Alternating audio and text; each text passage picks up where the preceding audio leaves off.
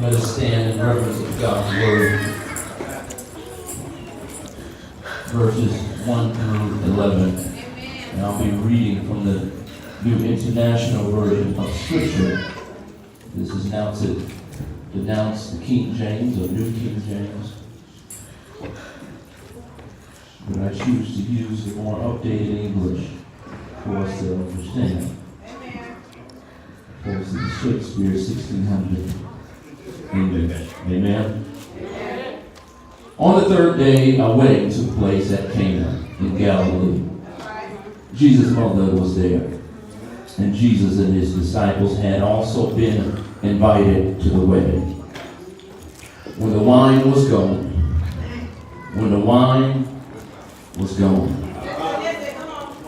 Jesus' mother said to him, "They have no more wine." He says, "Dear woman, why do you involve me?" Jesus replied, "My time has not yet come." His mother said to the servants, "Do whatever he tells you." Do whatever he tells you. Nearby stood 6 stone water jars or pots, the kind used by the Jews for ceremonial washing, each holding from 20 to 30 gallons. Jesus said to the servants, "Fill the jars with water." So they filled them to the brim. Then he told them, "Now draw some out and take it to the master of the banquet." And they did so. And the master of the banquet tasted the water that had been turned into wine. He did not realize where it had come from, though the servants who had drawn the water knew. Then he called the bridegroom aside and said, "Everyone brings out the choice wine first, and then the cheaper wine after the guests have had too much to drink. But you have saved the best till now." This, the first of his miraculous signs, Jesus performed at Cana in Galilee. He thus revealed his glory, and his disciples put their faith in God. Touch your neighbor and say, "Mama knows best." Mama knows best. Look at your other neighbor and say, "Mama knows best." Mama knows best. Now, Brian, I want you to look right at your mama and tell her, "Mama knows best." I won't be before you too long.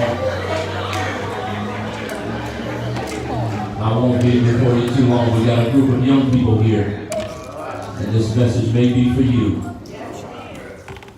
And we'll start at verse 1. On the third day, a wedding took place at Cana in Galilee. Jesus' mother was there. And so we'll just do a little Bible teaching just really quickly. The city of Cana was about 9 miles from Nazareth, where Jesus grew up. Not too far from Galilee, and the sea, well, it was in Galilee, but it was not too far from the Sea of Galilee. I put a map here. So Cana is with the red dot. Jesus grew up in Nazareth, about 9 miles away. Surrounding cities near the Sea of Galilee were cities like Capernaum, Magdala, Bethsaida, and so forth. And so the wedding that is taking place here has to be a family or a friend, because there's no way Jesus' mother is there if she didn't know him. They were in close proximity to each other. So this had to be someone who was in relations with the family. And so just a little background, Western culture and Eastern culture, Jewish or Eastern culture is very different. And so when it comes to a wedding, we here who are on the Western side here in America, we do things very different. Do you understand what I'm saying? And kids, you may not know what I'm talking about, so I'm going to come back to you, but the adults may get me. So in Jewish culture, you have something that's called the betrothal. The betrothal is what we call the engagement. And so when you do the betrothal, that means you go and you find a wife. Now, you must understand something about Jewish culture. Jewish culture, 95% of the times, they didn't marry because of love. Nor did they marry because of looks.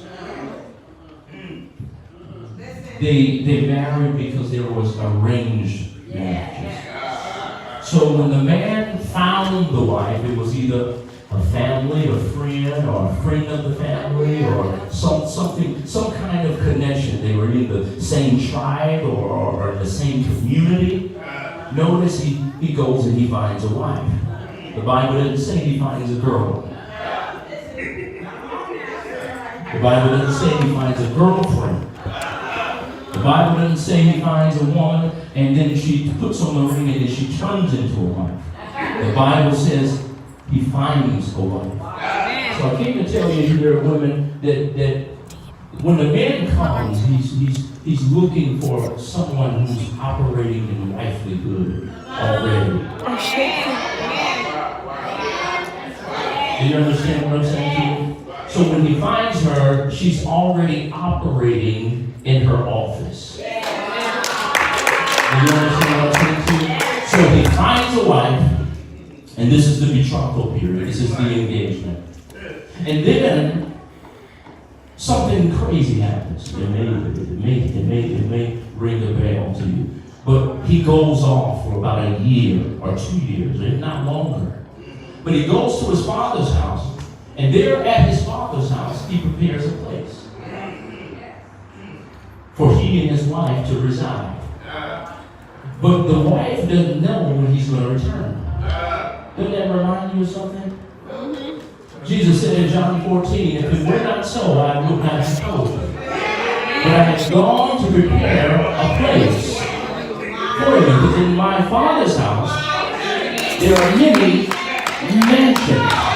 But the difference here with Jewish culture and Western culture is you don't know when he's going to return.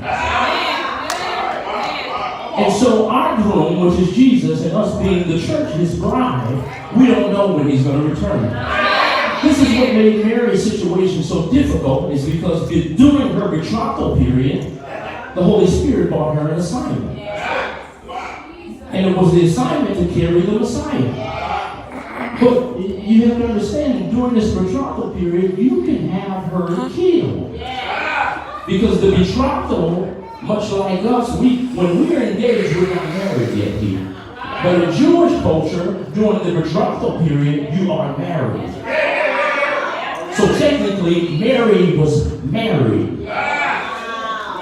Do you hear what I'm saying to you? And so Joseph had to get the heads up, or he could have had Mary stoned and killed. Do you hear what I'm saying? So this man, he goes away, he prepares a place for he and his wife. Now while he's away, it is the responsibility of the bride to stay faithful. And I'm asking you today, who has been cheating on God? Who's been cheating on God? While he's away preparing the house for us. Who's been cheating on God? And some of us have been cheating on God with our cars, with our bank accounts, with our marriages, with our relationships. We've been cheating on God. And to cheat on God is to put something in place of God. Something takes more precedent of God. I don't come to church because I'm too tired. I can't come to Bible study because I've been up all night doing God knows what. Who's been cheating on God? So Jesus is at a wedding. Mary is at a wedding. And so this man has gone off and he prepared a place at his father's house. And like I told you, when he returns, it's unannounced. But when he comes bearing family and friends. There's trumpets blowing, announcing that the husband has arrived. Now, what's different in Western culture versus Jewish tradition is that our wedding is for one day. But in Jewish culture, it's for 7 days. Right? And so the responsibility here in Western culture, when you get married, is placed on the bride's father here. But in Jewish culture, the responsibility is placed on the groom. He bears responsibility for everything. That's the wine, that's the food, that's the entertainment. You have 7 days, and he bears responsibility for everything. And if he runs out of something, that woman and her family could sue him. Jewish culture is very different. And so we're going to find in this story, not only was his name on the line, but his life at that moment was on the line. Do you understand what I'm saying to you? So a wedding was happening in Cana. But the bridegroom, we usually refer to him as a groom, he did one of the most important things we'll find in verse 2. And Jesus and his disciples had also been invited to the wedding. Did you guys just catch that? And Jesus and his disciples had also been invited to the wedding. So the fact that Jesus was at the wedding signifies that God approves of marriage. But he was at a wedding with a man and a woman. He was not at a wedding with a woman and a woman. He was not at a wedding with a man and a man. But he attended a wedding of a man and a woman. But the bridegroom did something important. He says, in order for me to embark on what I'm going to embark on, which is a journey of marriage, I've got to invite the presence of God in the middle. Now, if I can just get a couple homegirls that just will be honest with me to say, you know what? If it had not been for the presence of God in my marriage, I would have been left her.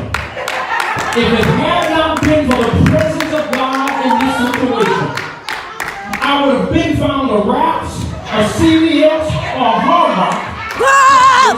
I would have gone to the card section. But I would have found the bereavement section.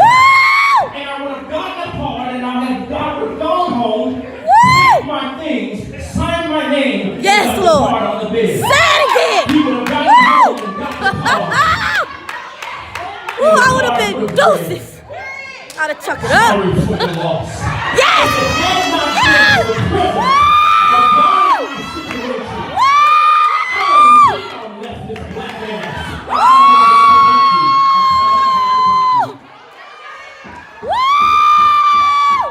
Keep talking about Period. You know what, boy? Left. I didn't physically abuse her, but I was emotionally abusing her. And I've done some things that I am just ashamed to admit. And I really did act like an ass. That's a donkey, young people. I did act like one. I didn't listen. I didn't see death ahead. I didn't see the funeral being prepared. I didn't see our marriage being dissipated. I didn't see the dead thing happening in our relationship. But if I did not invite God's presence into this situation, it would have been over. We would have been planning a funeral for our marriage. He would have had the bereavement card that left, that read, sorry for your loss. But this man understood, in order for this thing to succeed, I've got to invite the presence of God. So when a need arises, when a problem arises, as long as God's presence is here, whatever comes up, God will handle it. Do you understand what I'm saying to you? And so we go to verse 3, Marcus. When the wine was gone, we have a problem. We have a problem. We have a problem because in Jewish culture, this is an utter embarrassment. This here family can sue me because I've ran out of the wine. I've ran out of entertaining the guests. This could be a smear to my name. The wine ran out. See, you may not be able to understand what's happening from Jewish culture, but you don't know what's going to happen 5 minutes from here. You don't know what's going to happen on Monday when your wine runs out. And your wine is your bank account. So you got 6 figures now, but your wine can run out back there by the time you get to that door. You may have a job right now, but on Monday you can be getting some papers. That is your wine running out. You may have a great relationship with your friendship, but your wine can run out and you can be around here looking like Courtney and that girl Woods. But your wine can run out. Do you understand what I'm saying? Your wine can run out. Your husband is doing good right now, but you can get home and the wine has run out. Do you understand what I'm saying? You use all your bananas to get that monkey from the tree. Your wine can run out.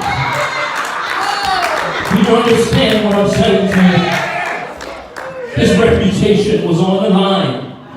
And there was a problem, but the most important thing he did was invite God's presence to the middle of the situation. Do you understand what I'm saying? But touch your neighbor and say, Mama knows best. Mama knows that. Look at your other neighbor because they was probably afraid to look at you because you had something on your nose. So turn to the other neighbor and say, Mama knows best. Mama knows that. So behind here, in verse 5, Marcus, his mother, Mother Mary, we're going to call her Mama Mary. She said to his servants, whatever he says to you, do it. Whatever he says to you, do it. She gave us the playbook. She gave us the answer to everything. She gave us the answer to eternal life. Whatever he says to do it. Amen. You have a problem, you have a need, you've run out of wine. I lost my job, the bank account has dwindled. But Mama says, whatever he says to do it and everything will be Somebody pooped. all right. But we have to dig deeper here. She said to the servants, and the Greek word for this servants is very interesting. It's called diakonos. Diakonos. And this here Greek word means teacher or pastor. Technically it means deacon or deaconess or minister or servant or Christian. So Mama was talking to you and I well before God had laid his life on the line. She says Christian, minister, deacons, servants, whatever he says to do it. The problem that I have that's risen in the church right now is that the servants are not preaching his words. The servants are not doing exactly what he says to do. But then we have to keep digging a little deeper. She says, do it. Do it. The Greek word there means poieo. That means to commit, to execute. But here it is, without any delay. So what she says is, whatever he says to do, Christians, do it without any delay. Amen. Amen. Some of you right now are sitting here and God has told you to do something over a year ago. And you've delayed it. You didn't do it. And wonder why hell is breaking loose all What she was saying is whatever he says to do, execute it immediately. When God speaks, we move. Do you understand what I'm saying to you? But I'm going to tell you something. Great parents lead by example. Amen. Great parents lead by example. Because Mama was not telling us to do something that she hasn't done. So we find in Luke 1:38, Mary's response to the angel, I am the Lord's servant. Mary answered, may your word to me be fulfilled. She said, may your word to me be fulfilled. They went to a 16-year-old girl to tell her, I need you to carry the Messiah. And her response was, may your word to me be fulfilled. So the advice that she was giving the servants wasn't something she hadn't done before. Amen. Right. Amen. She did exactly what he says to do. Do you understand what I'm saying to you? And we go to verse 6. Nearby stood 6 stone water jars. I want you to notice something in this text. He didn't tell the servants to choose the stone, the jars. He chose them. He chose them. You may be looking at me right now saying, but you just don't know what I've gone through. And if I begin to reveal some secrets about me, it may even have you run out of this church. But God knew you when you first walked up. And the whole point that is that he chose you. And he chose you how you are. He chose you where you are. And just a little backdrop, when you go down to Deuteronomy 7:7, when he's speaking to the Israelites, he says, the Lord did not set his affection on you and choose you because you were more numerous than others. For you were the fewest of all people. You have been on the sideline. God has made a living out of using sideliners. Young people, they may not have chosen you for the basketball team. They may not have chosen you for the cheerleading squad. They may not have even voted you most popular. They may not have said, you know what, I like you. You can be my friend. But I want you to know that God chose you. And if God chose you, there's nothing that the devil can do to keep you away from this promise. Because what you must understand, young people and older people, is that God on the cross, he adopted you. He adopted you into his family. And I'm going to tell you something. No one goes through the rigorous background check. Go through the check of having someone come through their home and find out who they're connected with and go through all these different things to adopt you only to leave you in foster care.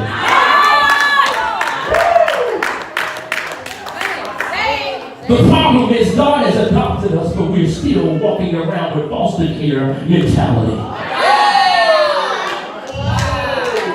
We're not trusting nobody. We're hiding our food. We're blaming people because somebody didn't love us. Somebody didn't want us. But God said, I've adopted you. I've invited you into my home. And I've made everything available to you. You can go to the fridge whenever you want. This is now your room. You don't share rooms with 8 and 9 people. And what I have is yours. But these are the boundaries. But the boundaries is not to harm you. The boundaries is to keep you safe. And the boundaries is actually to allow you to walk into freedom. But we're operating with our adopted father still under foster care mentality. Do you understand what I'm saying? Jesus says, no one comes to me unless he draws. But that word there, we can't go over that. With that word there, I don't know if you have, that word there, draw means to drag. Draw means to drag. So God is saying, no one can come to me, because Paul has already told us that the flesh won't even allow you to come to God. Flesh is at war with God. So no one comes to me unless the Father drags your butt. So God is saying to you right now, if I gotta drag you into my promise, you will get there. If I gotta drag you into your destiny, you will get there. If I gotta drag you up out of that situation, you will get there. No one can come to me unless he drags. Do you understand what I'm saying? So the Father is dragging us daily. And we go to verse 7. Jesus said to the servants, fill the jars with water. I've heard this message preached all my life. And I walked away, and the only thing I remember is he turned water to wine. But the revelation of this scripture is so much greater than what was just taught when I was a kid. And I believe as we continue through this here passage, and God is going to be able to open your eyes and open your heart to see the revelation through this story. So Jesus said to the servants in verse 8, fill the jars with water. But we have a problem. We have a problem. You can put up that. He says, fill the jars with water. The water represents you and I. The water represents you and I. But we have a problem because in the third world countries at Palestine, the water had no filtration. The water was unfiltered. The water was actually dirty from feces to urine to dead bodies, all kinds of things. And I can imagine the servants looking at God and wondering, why is he putting this dirty mess in these jars? Why is he putting the dirty mess in the jars? Do you understand what I'm saying to you? But the water represents you and I. The water is you and me. This old dirty mess. Unfiltered. We can almost not even have a conversation without a cuss word. Unfiltered. Do you understand what I'm saying? The water was so messy and dirty and unfiltered that at one point Paul says to Timothy in 1 Timothy 5:23, stop drinking only water and use a little wine because of your stomach and your frequent illness. He was saying drinking the water makes you sick, man. Stop drinking it. And I told you that we represent water. And I want you to just be honest with me. There are some people that can come around you that simply just makes you sick to your stomach. There are some people that come around you after you leave them, you're nauseous. There are some man or woman that are waiting at the home and you just sick of that. And every time you get a taste of that person, it makes you sick. Because he's unfiltered. He's dirty. He's messy. Do you understand what I'm saying? We represent the water. On one account, there was a man who lived in Galilee. And he would go to the water well to get water on occasion. And so he had a little stick. And on one side, on the right side, he had a pot. On the left side, he had a pot. Now, the pot on the right side was all fine. No, nothing wrong with it. But the pot on the left side had 2 holes in it. It had 2 holes in it. So by the time he went to get the water, and the time he got home, the pot on the left side only had half the water that he put in it.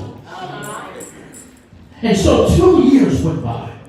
And so finally the pot on the left began to speak to his master. He said, Master, I'm so sorry. I'm so sorry that I'm not exactly what you got me for. I'm not doing what I was created to do. And by the time you get home, I only have half of the water that you put in. And I just got to apologize. And the servant says to the pot, I don't know if you know this, but when we've been walking home, there is a beautiful garden along the trail. And he says, I knew about your holes a long time ago. And what I did is I planted some seeds on your side. So every time we walk home, you've been watering this beautiful garden of mine. So every time at dinner, I've been able to place an ornament at the middle due to your holes. And I'm telling you right now, most of you may be walking around with holes. But God is saying I can use your holes for something beautiful. He's looking to use you to glorify Him through your holes, through your situation, through your brokenness, through your pain, through your hurt. God chose you. Do you understand what I'm saying to you? God chose you. And we go down to verses 8 and 9. Then he told them, now draw some out and take it to the master of the banquet. They did so. And the master of the banquet tasted the water that had been turned into wine. He did not realize where it came from, though the servants who had drawn the water knew. Then he called the bridegroom aside. Now scripture doesn't say when it was turned into wine. Scripture doesn't say how Jesus did it. But one thing we can note from scripture is whatever happened on the inside. And whatever happened due to the obedience of these servants. And I'm of the notion, and you can have your own opinion, that as the men begin to walk with that jar, it was them walking by faith. And as they begin to walk by faith, the dirty water that made people sick was making a merry heart for someone else.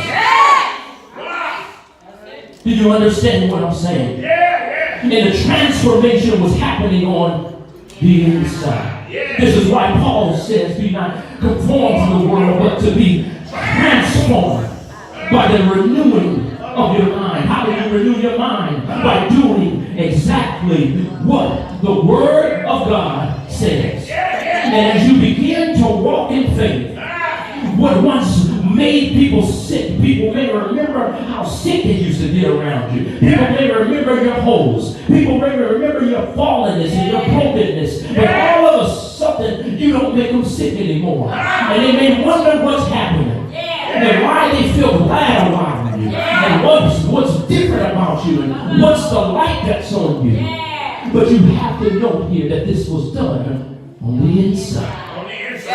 On the inside. One time Samuel got to the house of Jesse and he said, surely this is the man. And God says, Samuel, you look at the outer, but I examine the inside. So I came by here the true way to let you know that no matter how dirty your water is, no matter how dirty your water was, if you continue to depend on God, if you continue to walk by faith, that once was dirty water will begin to turn to wine. Do you understand what I'm saying? It will begin to turn to wine. But hold on, because I'm almost finished. Why did Jesus do this? Why did Jesus do this? Why is Jesus doing that right now in your life? Why is he doing it? Why is he taking my dirty water and changing it to wine? Why? Verse 11 tells us what Jesus did here in Cana of Galilee was the first of the signs through which he revealed his glory. God is changing your dirty water into wine each and every day to reveal his glory. He's doing it every day to reveal his glory. Jesus on one account told Nicodemus to win to the west, comes and goes as it pleases. You may not see it, but you feel it. But you see the effects the wind has by looking at the tree. And you see the tree blowing from left to right. You may not be able to see the wind, but you see the effects of the wind. Much like the Holy Spirit, you may not be able to see the Holy Spirit, but you shall not be filled. You may not be able to see the Holy Spirit, but people should be able to see on the outside what is happening on the inside. And when they see you, they should see love. When they see you, they should see grace. When they see you, they should see mercy. When they see you, they should see long suffering. They should see the outward attributes of the inward reality. They should see the outward attributes of an inward reality. Stand to your feet. There are some people that are here.